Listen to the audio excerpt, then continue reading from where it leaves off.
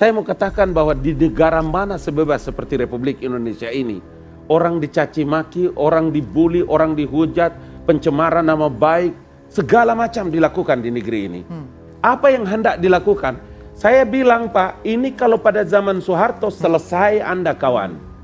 Karma hina Jokowi, Rocky Gerung ditolak masuk kampus, blacklist Gerung, mau tiar. Ditulis oleh tim redaksi jurnal, dikutip dari berbagai sumber. Saya diundang, tapi saya minta maaf karena saya tidak bisa bicara itu. Tapi Anda harus hitung bahwa apa penyebab saya tidak bisa bicara. Itu aja yang dijawab. Yang membuat saya tersentak itu adalah Rocky Gerung menggunakan pilihan diksi yang menurut saya sangat kurang ajar. Halo, kembali lagi dengan saya Endra Caniago di channel YouTube Jurnal 45.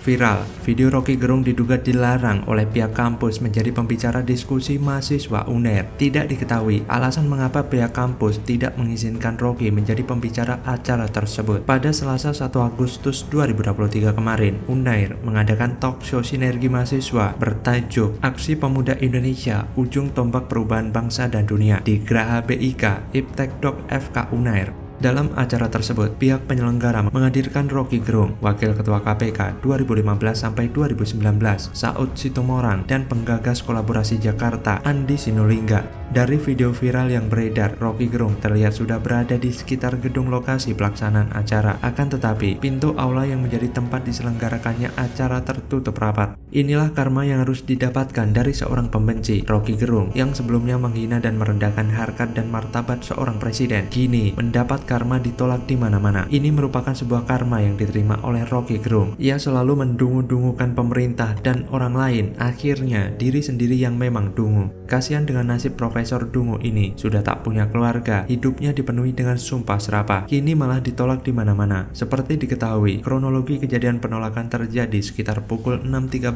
waktu Indonesia Barat. Salah satu panitia mengkonfirmasikan mengenai pemindahan tempat kegiatan yang semula di Aula KRT Fajar Notonagoro FEB UNER ke Graha BIK Iptek Dok Fakultas Kedokteran atau FK Kampus A UNER. Akan tetapi, panitia menghentikan proses registrasi tersebut dan menghimbau seluruh peserta keluar dan menunggu di luar ruangan. Tak lama kemudian, alias pukul 14.15 waktu Indonesia Barat, rombongan Rocky Gerung datang ke tempat acara. Namun, Rocky Gerung hanya bisa menunggu di luar dengan pintu aula yang tertutup rapat. Momen Rocky Gerung dan pintu tertutup itu kemudian viral di media sosial. Sampai saat berita ini diturunkan, belum ada penjelasan dari pihak UNER terkait pembatalan seminar yang menghadirkan Rocky Gerung sebagai pembicara tersebut. Selain itu, penolakan juga datang dari berbagai kampus. Sejumlah orang menolak kedatangan Rocky Gerung ke kampus Universitas Darul Ulum Undar di Jombang, Jawa Timur atau Jatim. Setelah jadi pembicara, Rocky Gerung dikawal ketat sejumlah pengurus Badan Eksekutif Mahasiswa atau BEM Undar. Akan tetapi, asumsi warganet menyebut jika pencekalan Rocky Gerung tersebut erat kaitannya dengan video viralnya belakangan ini. Beberapa waktu lalu, Rocky Gerung melontarkan sejumlah umpatan kepada Jokowi yang memicu kemarahan dari para relawan. Rocky memang salah, tapi penolakan itu bukan suruhan atau semacamnya dari Jokowi, tapi itu kesadaran pihak kampus agar upaya-upaya Rocky untuk menebar kebencian di lingkungan kampus tidak terjadi. Karena itu, saya menyebut Rocky Gerung ini sudah salah perhitungan. Rocky terpleset dan jatuh sendiri ke dalam kubangan yang dia buat untuk menjebak orang lain. Maksud hati mau playing victim, belakang jadi korban. Sudah mulai tercium bau-bau ketakutan nih dari si Rocky. Strategi yang dibuat Rocky Gerung jadi senjata makan tuan, dicuekin sama Pak Jokowi. Yang bereaksi malah lebih banyak dan lebih berpotensi bikin Rocky ditolak di mana-mana dan bernasib kayak Roy Suryo. Ketika Roy Suryo divonis hakim, emang ada gitu aksi people power yang bergemuruh membela Roy Suryo? Gak ada. Aksi people power yang sebelumnya juga sepi banget. Saya juga gak yakin kalau ada dari pihak masyarakat atau buruh yang mau jungkir balik membela Rocky Gerung jika sampai diproses hukum. Sekarang siapa yang dungu? Lantas bagaimana kalau menurut Anda?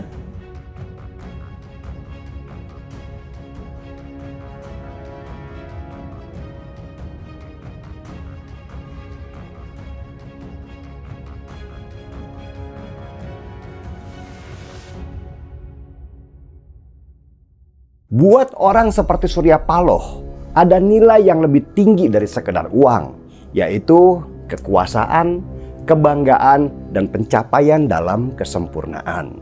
Dan karena kesal pada Ganjar, akhirnya Surya Paloh mencalonkan Anies Baswedan yang pada waktu itu sedang tinggi-tingginya hasil surveinya.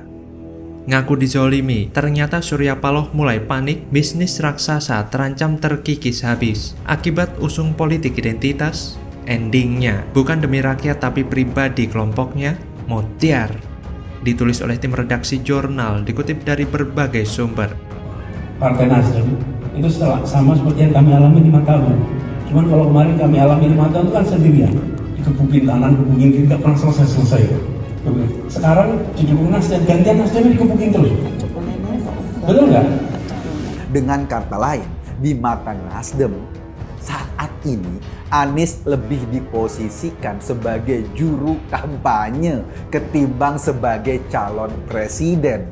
Halo, kembali lagi dengan saya, Endra Caniago, di channel YouTube Jurnal 45. Mencapreskan Anies yang juga antitesa Jokowi yang dilakukan Surya Paloh sebagai Ketua Umum Partai Nasional Demokrat mulai berdampak baik kepada dirinya pribadi maupun kepada Nasdem sebagai partai politik.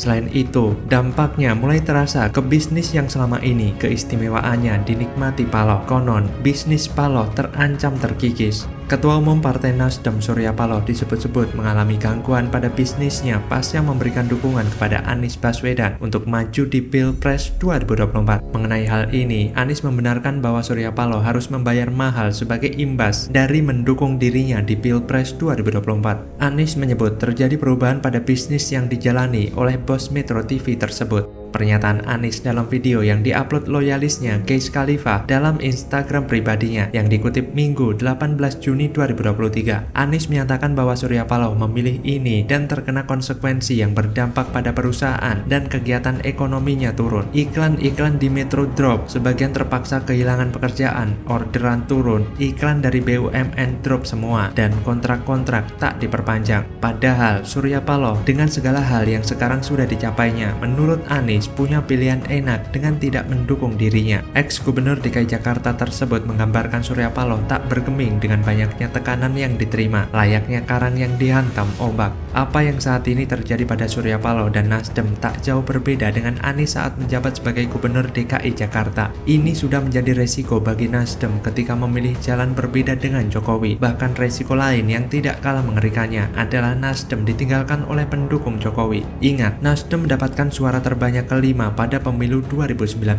lalu. Itu suara mayoritas berasal dari para pendukung Jokowi, sedangkan sumbangan suara dari kadernya sendiri hanya sedikit. Sekarang partai itu mengusung antitesa dari Jokowi. Jelas, Jokower banyak yang kecewa. Kalau sudah kecewa, tentu tidak ada pilihan lain selain pindah ke lain hati. Jadi bisa saja nanti perolehan suara PDIP meningkat secara drastis pada pemilu 2024 karena mendapat limpahan suara dari mantan pemilih Nasdem. Hal inilah yang kemudian membuat Surya Paloh mulai panik. Namun bagi Surya Paloh, mungkin itu adalah strateginya dalam mencapai tujuan pribadi dan kelompoknya. Atau menurut Paloh, itu adalah perhitungan yang matang. Ya, Nasdem adalah partai yang tidak kuat ideologinya mungkin, sehingga timbul kesan bahwa partai ini dibentuk demi sebuah kepentingan bisnis raksasa, bukan demi rakyat. Jika demi rakyat, maka SP tidak mengambil calon yang berkinerja buruk seperti Anies. Maka karena itulah SP atau Nasdem telah mengambil keputusan yang bukan kepentingan bangsa. Justru ia rela merusak negara ini demi ambisi-ambisi kekuasaan yang mereka khawatirkan hilang. Ya, Nasdem sangat khawatir jika kursi dan segala kepentingan untuk kelompoknya itu hilang begitu saja. Nasdem khawatir tidak memenuhi target kekuasaannya. Jadi, inti dari semua ini adalah kepentingan berkuasa atau menguasai banyak jalur ekonomi dan kebijakan agar bisa terus berada di atas lingkungan elit. Mereka tentu saja berharap negara dan kontrolnya, sehingga apapun yang diinginkan bisa diwujudkan. Dari sini, kita bisa menilai bahwa keputusan Nasdem dan Surya Paloh memang sangat fatal, sangat berbahaya memang. Mungkin saja akan bertambah seiring waktu dan nampaknya kesialan demi kesialan pun akan mulai menghinggapi Surya Paloh. Kita lihat saja. Lantas bagaimana kalau menurut Anda?